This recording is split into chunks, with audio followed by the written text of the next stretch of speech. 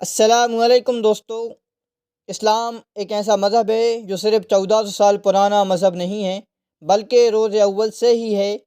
آدم علیہ السلام سے لے کر ہمارے نبی حضرت محمد صلی اللہ علیہ وسلم تک سب کا یہی مقصد تھا کہ ایک اللہ کی طرف بلانا۔ جیسا کہ اللہ تعالیٰ نے قرآن میں فرمایا ہے، اعوذ باللہ من الشیطان الرجیم وما خلقت الجن والانس الا لیعبدون، میں نے جن انسان کو میری عبادت کے لیے پیدا کیا ہے۔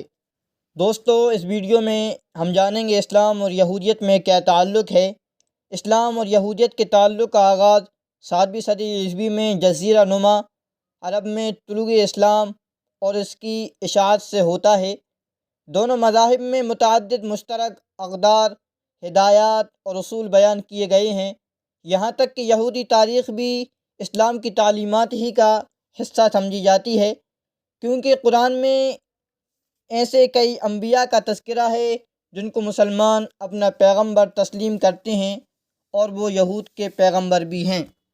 دوستو، ویسے تو مسلمان کا تمام ہی انبیاء پر ایمان ہے، لیکن جن کا تذکرہ قرآن میں آیا ہے ان پر ایمان بھی ہے، ساتھ میں وہ مقدس کتابیں بھی ان پر نازل ہوئی ہیں، ان پر بھی ایمان ہے۔ لیکن آج کل یہودی نصرانی نے اپنی کتابوں میں تحریف کر دی ہے۔ دوستو، بنی اسرائیل کو اسلام میں ایک مذہبی گروہ مانا جاتا ہے۔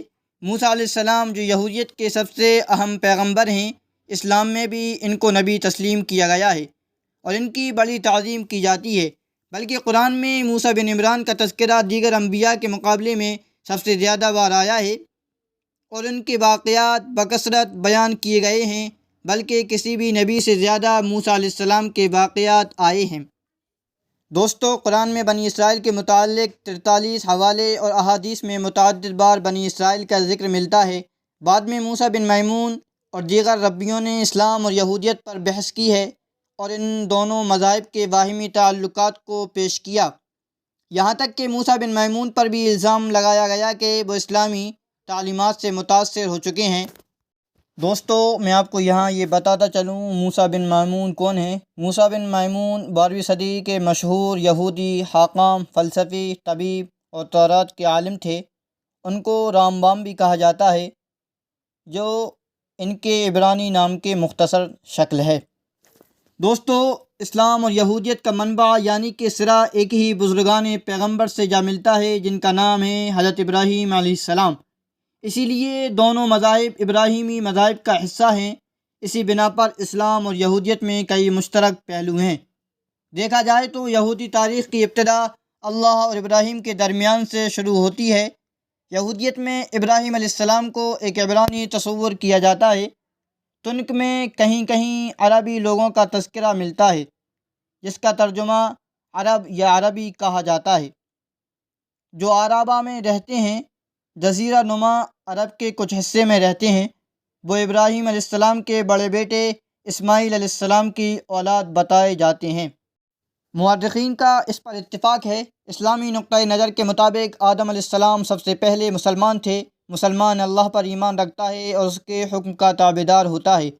یہودیت اور اسلام کی بہت سی علامات مشترک ہیں اور کچھ مسیحیت سے بھی، جیسے عقائد اور پیغمبروں میں موسیٰ اور ابراہیم ابراہیمی مذاہب میں یکساں طور پر مقدس ہیں۔ دوستو، اسلام اور یہودیت ابراہیمی مذاہب ہیں۔ یہودیت ابتدائی ابراہیمی مذاہب میں سے ہے، جس کے ماننے والے جزیرہ نما سینا کے وسیع و عریض علاقے میں رہتے تھے اور بعد میں مصر کے وادی تیہ میں بحیثیت عبرانی جا بسے۔ پھر وہ کنعان کی طرف گئے، جس کو انہوں نے فتح کیا اور اس کے بعد باشندے ہو کر رہ گئے۔ کنعان پر ان کی بادشاہت تھی۔ بعد میں یہ سلطنت دو حصوں میں منقسم ہو گئی، مملکت اسرائیل اور مملکت یہودا۔ یہ واقعہ پہلا ہزارہ قبل مسیح میں اسیری بابل سے پہلے کا ہے۔ ابراہیم کے پہلے صلیبی بیٹے اسماعیل عربوں کے باپ تصور کیے جاتے ہیں۔ ابراہیم کے دوسرے بیٹے اسحاق یہودیوں کے باپ کہے جاتے ہیں۔ اسلامی نقطۂ نظر سے دیکھا جائے تو اسحاق تمام اسرائیلیوں کے دادا ہیں، اور اسحاق ابراہیم اور ان کی بیوی سارہ کے بیٹے ہیں۔ سارہ کو یہود نبیہ میں سے ایک مانتے ہیں۔ حدیث میں اسلامی پیغمبر محمد بن عبداللہ یعنی کہ ہمارے نبی حضرت محمد صلی اللہ علیہ وسلم فرماتے ہیں کہ ابراہیم کی اولاد میں تقریباً 25,000 انبیاء اور رسول گزرے ہیں، اور ان میں سے زیادہ تر اسحاق کی اولاد میں پیدا ہوئے ہیں۔ ان میں آخری نبی عیسیٰ ابن مریم ہیں، اسی لیے ابراہیم علیہ السلام کو ابو الانبیاء بھی کہا جاتا ہے۔ یہودی تہذیب میں ابراہیم علیہ السلام کو ابراہم ابینیو کہا جاتا ہے۔ مسلمانوں کے نزدیک ابراہیم علیہ السلام ایک برگزیدہ رسول ہیں جن پر اللہ نے کچھ صحائف بھی نازل کیے، جن کا ذکر سورۃ الاعلیٰ میں موجود ہے۔ دوستو، یہودیت اور اسلام دونوں مذاہب مشترک ہیں، لیکن یہودیت مذہب والوں نے اسلام کو قبول کرنے سے انکار کر دیا، یعنی کہ ہمارے نبی حضرت محمد صلی اللہ علیہ وسلم کو آخری پیغمبر نہیں مانتے۔ اسی وجہ سے اسلام اور یہودیت میں اب اختلاف ہے۔ آج کی ویڈیو کا اختتام ہم یہیں پر کرتے ہیں۔ ویڈیو پسند آیا ہو تو لائک، کمنٹ، شیئر ضرور کریں اور سبسکرائب کرنا نہ بھولیں۔ جلد ملیں گے نئی ویڈیو کے ساتھ انشاءاللہ۔